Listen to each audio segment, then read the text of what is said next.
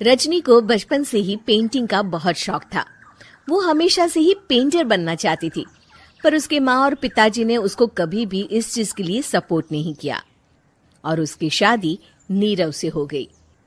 नीरव रजनी को बहुत प्यार करता था, पर रजनी हमेशा चुपचाप ही रहती।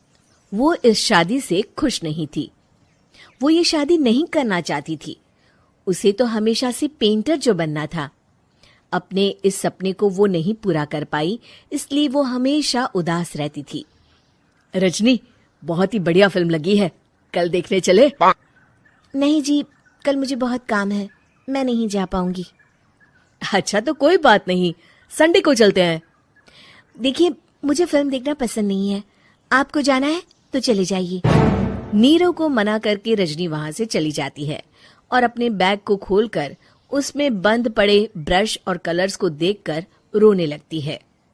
रजनी, चलो ना कहीं बाहर खाने चलते हैं, कुछ तुम्हारी पसंद का। जी, मुझे नहीं जाना, मेरी तबीयत ठीक नहीं है। रजनी वहां से चली जाती है। नीरव को समझ नहीं आता कि रजनी उससे इतना दूर क्यों रहती है। वो जब भी उसके साथ वक्त बिताना चाहता है, रजनी कोई ना कोई बहाना बना देती है। एक दिन घर पर कोई नहीं था। रजनी घर का सारा काम जल्दी से खत्म कर लेती है। घर पर अकेले होने के कारण वो सोचती है कि वो आज पेंटिंग करेगी। वो अपने कमरे में जाकर पेंट ब्रशेस और कलर्स निकालकर जैसे ही कलर मिक्स कर रही होती है कि दरवाजे पर बेल बज जाती है। अब कौन आ गया इस वक्त?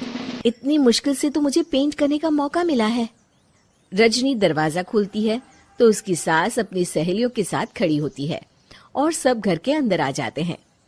अरे बहू, सबको शरबत बनाकर पिला दे, बाहर तो बड़ी गर्मी है। उफ। जी। रजनी पेंट ना कर पाने से उदास हो जाती है। उसे गुस्सा भी आ रहा होता है कि उसने इस शादी के लिए हाँ क्यों कह दी।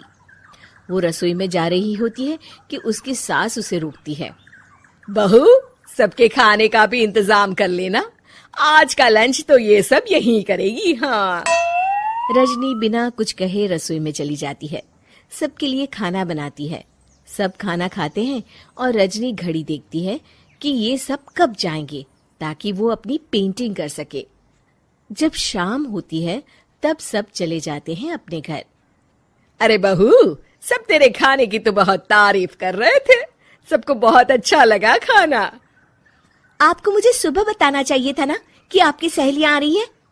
पता भी है कितना वक्त लगा सारा खाना बनाने में। अरे बहू, तू ऐसे कैसे बात कर रही है मुझसे? तो और कैसे बात करूं? मैं इस घर की कोई नौकरानी नहीं हूं कि इतना काम करूंगी। रजनी अपने कमरे में जाकर दरवाजा बंद कर लेती है।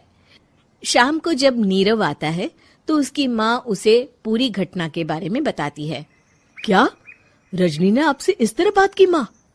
हाँ, और पता नहीं उसे क्या हो गया है, शाम से बाहर भी नहीं आई है। मैंने तो कई बार आवाज दी, खाना भी नहीं खाया उसने। तू ही बात करके देख ले बेटा।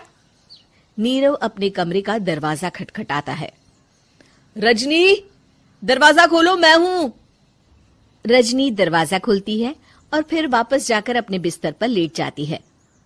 रजनी, माँ से बात करने का ये क्या तरीका है? मैंने कोई गलत बात नहीं की है। अरे तुम क्यों ऐसे बर्ताव कर रही हो सबके साथ? क्या तुम इस शादी से खुश नहीं हो? रजनी कुछ नहीं बोलती। अरे बताओ मुझे रजनी, क्या ये शादी तुम्हारी मर्जी के खिलाफ हुई है? हाँ, मैं ये शादी कभी नहीं करना चाहती थी। तुमसे क्या, मैं किसी से भी शादी नहीं करना चाहती थी। रजनी रोने लगती है। चुप हो जाओ रजनी, बताओ मुझे, तुम क्यों नहीं करना चाहती थी शादी? रजनी बेड के नीचे से अपने पेंटिंग्स, कलर्स, ब्रश, पेपर्स निकालती है। इतने में उसकी सास भी कमरे में आ जाती है। ये देख रहे हो, ये थे मेरे सपने। मैं पेंटर बनना चाहती थी, पर माँ पापा ने कभी सपोर्ट नहीं किया और मेरी शादी करवा दी। मेरे सारे सपने टूट गए। हर वक्त बस गुस्सा आता रहता है मुझे। मैं जानती हूँ कि आप लोगों की इसमें कोई गलती नहीं है, पर मैं क्या करूं, मुझे समझ में नहीं आता।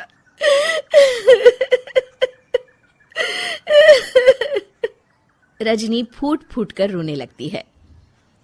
मुझे माफ कर दीजिए, आप दोनों के साथ मैं बहुत बुरा बर्ताव कर रही हूँ।